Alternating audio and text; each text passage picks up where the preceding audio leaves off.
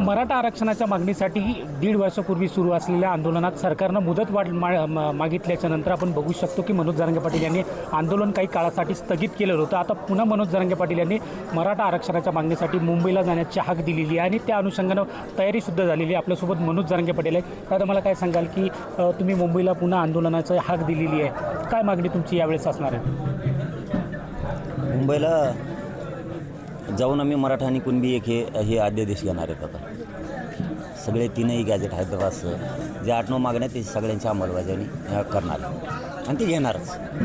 काय सरकारचं या गेल्या 1.5 वर्षामध्ये तुमचं सरकारने जी मुदतवाढ मागितली होती त्यानंतर सरकारशी काही चर्चा झाली होती का? सरकारनं काही आंदोलनाच्या ज्या मागण्या होत्या त्याबाबत मान्य करण्याबाबत काही बोलणं झालं होतं? सरकारने मराठ्याला फसवलं म्हणून तर मराठी टाकतील मुंबईला चालले ना. आता एकदाच घेऊन यायचं, बार मुंबईला कवा जायचं नाही, आरक्षण सेट व्हायचं नाही, एकदाच जायचं आणि घेऊन यायचं. मग किती दिवस बस नऊ नाही तर जे व्हायचं असेल ते होईल. बघूच आता फडणवीस कसं काय देत नाही ना आम्ही कसं काय घेतो. मराठ्याचा खूप मोठा विजय असणार आहे ह्यावेळेस. मराठी छाती फुगून रस्त्यानं चालणार असा विजय राहणार. पुढच्या 4-2 पिढ्या मराठी ताईट मानानं चालणार आहेत. त्यामुळे मराठी घरात झोपणार नाहीत. निघाले गेले रतीच पोट्टे ते रतीच गेले जाऊन मुंबईला. तिथं भाजी भाकरी खाताना जर डबा टाकेला देईन तिकडून डबा दाखिला गेले लोक. आपण जर बघितलं तर आंतरवाली सराटीमध्ये लाठीचार्ज झाला होता, त्यावेळेस अनेक महिलांना सुद्धा गोळ्या लागल्या होत्या. त्याच प्रकारचं आता मुंबईला जे आंदोलन सुरू लागल्या नव्हत्या. देवेंद्र फडणवीसनी घालायच्या सांगितल्या होत्या, लागल्या नव्हत्या. आता त्याच पार्श्वभूमीवर तुम्ही आता मुंबईला निघतायत. त्याच पार्श्वभूमीवर ओबीसी नेत्यांकडून सुद्धा वक्तव्य केलं जातं की दंगल होण्याची जास्त शक्यता वर्तवली जाते. नेमका हा काय प्रकार आहे? त्यांना मग तुमच्या जातीचं बघा ना, कोण ओबीसीचं नेता आहे त्याला तुमच्या लढा जातीसाठी त्यांना मोठं करा ना. इकडं कुंकड निघतो आम्ही थुकत नाही तरी काय थुकेसाठी दुरे लय नाद असतो व काही केलं त्यात काय चव लागते का? काय आपल्या जातीचं बघावं, त्यांना मोठी करावं, त्यांसाठी आंदोलन करावं. इकडं मराठ्याकडे इकडं कुंकड येतो आम्ही आमचं बघू. आम्ही तुमच्या जातीला बोलवतो का? आम्ही कोणत्या नेत्याला बोलतो का? तू तुला बघ ना दुरून तिकडं टेकायचं. तेवढी ताकद हे लावली जात मोठी झालीस तू आता बोल.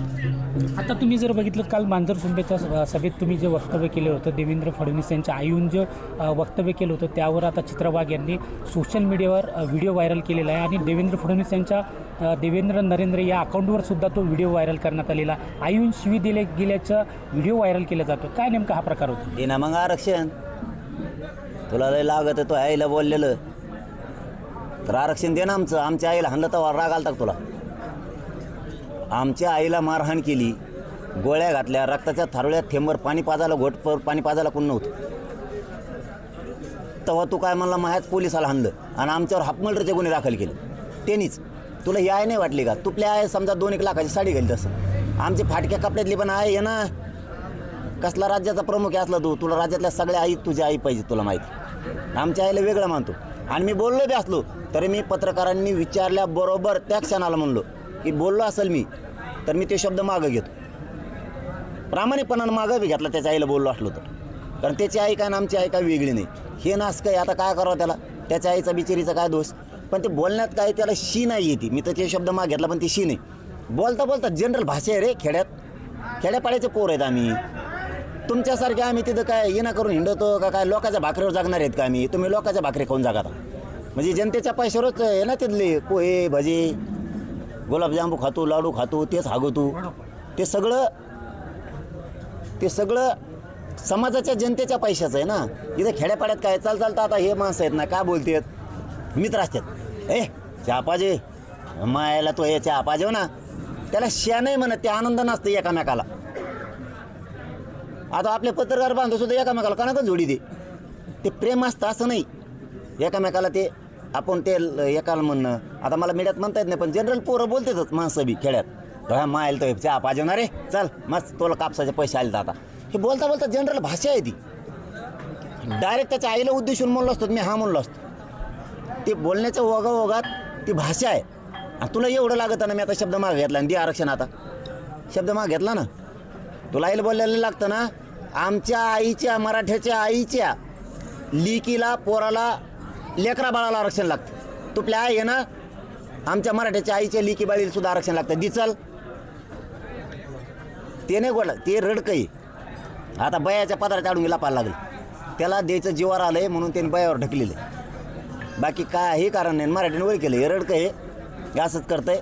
मुद्दाम द्यायचं जीवावर आले त्याला उद्या नरेंद्र मोदी साहेब म्हणू शकतात मराठ्यांच्या सरकारी नोंदी आहेत गॅजेट हे तो आरक्षण दिलं का नाही राज्य अस्थिर केलं कमू तो सरकार पाडलं का पाडलं तो यामुळं तो दंगल घडविली का तू ओबीसीसाठी लढण कशामुळं म्हणला तू का म्हणला मराठ्याचा मोर्चा आल्यावर पोलिस बघून घेते याला पडायत धाक याला मोदी साहेब हाकून देणार आहेत आता त्यामुळे ते रडका डाव खेळायले आईला पुढं करतंय राजकारणासाठी थुकलं पाहिजे त्या राजकारणावर लात मारली पाहिजे राजकारणावर आई बापा डावावर लावा लागले ते आता आईला लय रडकं निघालते आपल्या ती बोली भाषा आहे ते सुद्धा त्याने ते बया पुढं घालून चिट केले आता मराठीने ठरवलं बया नाही फेया नाही बया नाही काय नाही आम्ही चाललो मुंबईला आरक्षण दे ना तुझ्या आईची पूजा करतो आम्ही चल दे आरक्षण मराठ्याचं बोलल्याला लागतं ना आमच्या लेकी बाळीला पोरा बाळाला आरक्षण लागतं चल दी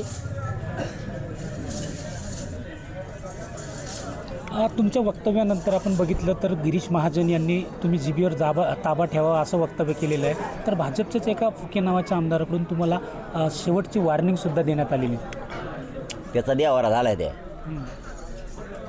महाजन आप्पाचा त्याचा लय देदारा झाला त्याची पहिली चलती होती ती असं वाळून गेलंय मायावूनच झालंय फक्त इन करतंय ना हातून काय गोदाड्या टाकल्या का कोण बळत ढेरी दिसती त्याची त्याचा पुरा देवारा झाला पहिल्यांदा तो सगळ्या सरकारचा याच्यात वट होता त्याचा फडणवीसने त्याचा पुरा कार्यक्रम लावला आहे चंद्रकांत दादाचा त्यांचा बऱ्याच जणांचा कार्यक्रम लावला आहे गडकरी साहेबाचा बरेच जण आहेत असे लय तुम्हाला अशी यादी देईन टप्पू मी राणे साहेब येतं सगळ्याचा गेमच लावला त्यातलं ही महाजन आप्पा एक आहे याचा गेमच झाला आहे सगळा ते बोलायचं म्हणून बोलत आहे आपलं त्याला वाटतं दिलं पालकमंत्री नाशिकचं बोलून तर बघा कारण बरेच जण असे लय जण पोटं भरीत आहेत मराठ्याच्या आंदोलनावर लय जणाच्या दुकानं चालू आहे त्याला वाटतं दिलं बोलल्यामुळं म्हणून ते बोलतं आहे बाकी काही कारण नाही त्याचं त्याला माहिती आहे तो म्हणला होता मी आधार असल्यावर कायदा पारित करू आपण त्याच्यामुळे ती आलं आहे अडचणीत आता आधार बी आहे मग उली तिला बोलतं आहे सरकारकडून ते आणि त्याचं काही वाटत नाही त्यांचे ते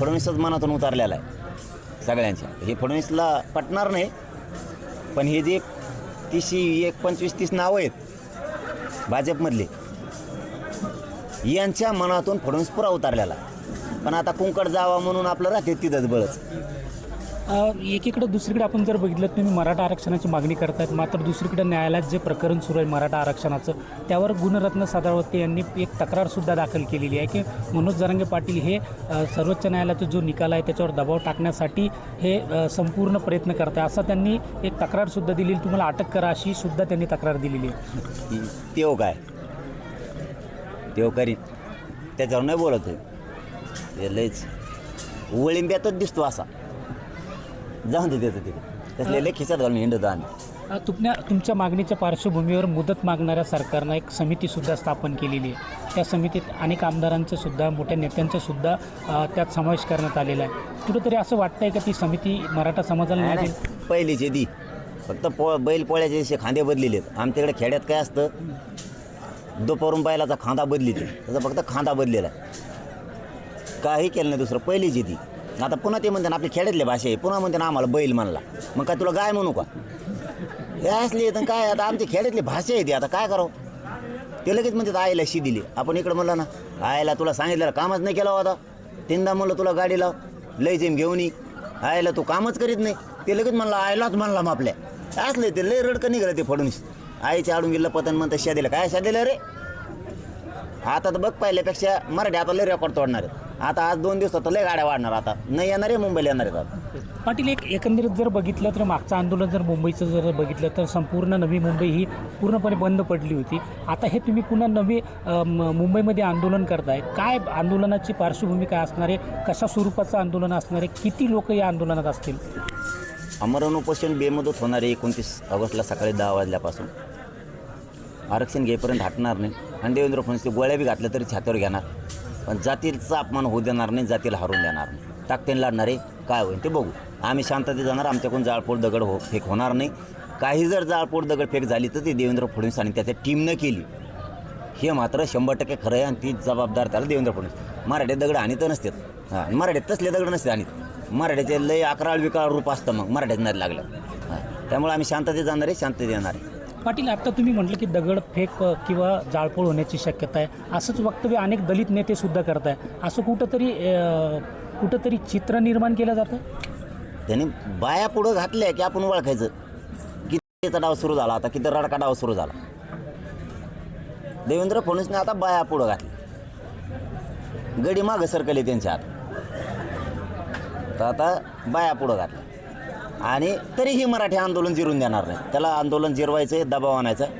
बाया येऊन दे, नाही तर कुणी येऊन दे, सगळे मुंबईत जाणार आहेत. आता आय नाही ना, बाप नाही ना, काय नाही, काय नाही. आरक्षण पाहिजे, आरक्षण दी, नाही तर आता मुंबईत निघाले. अरे लय गेले बाबा, मी सांगितलं मोगाच गेले पोरं जाऊन तिथं. रात्री आमच्या पोराला फोन आले, ते आम्ही बघा कुठे आहेत. म्हणलं कुठे आहेत? ते म्हणले आझाद मैदानाला भाकरी खातो. गेले पाहुण्या रावळ्या, ते जाऊन राहायला लागले आधीचे. हे पोट्टे माया पुढचे येतं. हां, मुंबई तुम्हाला जाम दिसन आधीत, मी इथंच राहणार आहे. ते तिकडं ते बाद माया आधी जाऊन बसणार आहे. हे आरपारचं शेवटचं आंदोलन असं सुद्धा बोललं जातं. आरपारचं आंदोलन आणि आरक्षणसुद्धा पूर्ण 100% घेणार. आरक्षण घेतल्याशिवाय माघार नाही. महागार तरी कवर घेऊ, फेस पडणार मग ऑपरेशन करू एकदाच आता तुकडा खलास खेळ. आणि मराठी लय कदरले आता चलाच मग मुंबईला, एकदा मुंबईच करायची जीवाची. म्हातारे माणसाले चेतले, ते म्हणजे आम्ही तरी मुंबई का बघावं, चला आम्हाला गणपती बघायचं. म्हातारे निघाले, पोरं निघाले, सगळेच निघाले. रेकॉर्ड होणार आहे, भयंकर रेकॉर्ड होणार. देशात कुणीच रेकॉर्ड तोडू शकणार नाही मराठ्याचं, इतके मराठी येणार. भेट नाही ते धमक्या फुमक्याला, लई मराठी पुढचे येतं, मराठी भेट नाहीत. आणि बेहून काय मारायचे का पोरं? बेहून राहायचं ना, आयुष्य वाटोळ होईना जाते सगळं. काय भ्याय संबंध आहे कोणाला? एवढी टप्पर होय मराठी नुसते बसले तरी देश बंद पडतो. बघा तुम्ही, पडतो नुसतं बसलं तरी. तुम्ही चला, असा धन्यवाद. असा पण इशारा दिलेला आहे की सरकार उलटू शकतो. अरे मग आता मोदी साहेब उलथिणारच ना. ते म्हणून यांनी सगळी घाण करून ठेवली. आरक्षण असून द्याय नाही, मराठ्याचं आरक्षण असून द्याय ना, नोंदी असून द्याय ना. शेतकऱ्याला देईन म्हणलं होता, लाडक्या बहिणीला म्हणलं होता तरी द्याय ना. धमकी देतोय मराठ्याला की ओबीसीसाठी लढणार, मराठ्यासाठी लढणार नाही. दुसरी धमकी देतो, पोलिस बघून घेतील. आता तिसरी त्याच्या आईला पुढं घातलं तिने. आता आईच्या आडून लपवून त्याला आता रडून जिरवायचं आहे. मराठ्याचं आरक्षण त्याच्या ध्यानात आलं आहे, हाई द्यावा लागेल. तर मग केला मुद्दा आईचा. आता जिरणार नाही, मुंबईला येणार आहेत मराठी 100%. त्यामुळे ते मोदी म्हणून आता तू लाग धाक्याला उलटले. आपण बघू शकतो, हे होते मनोज जरांगे पाटील. कोणत्याही क्षणी कुठल्याही प्रकारचे सरकारचा एक दिवस बाकी असताना, आंदोलनाचा एक दिवस बाकी असताना आरक्षण घेतल्याशिवाय आता मुंबईतून माघार नसल्याची भूमिका मनोज जरांगे पाटील यांनी NDTV मराठी, आंतरवाली सराठी.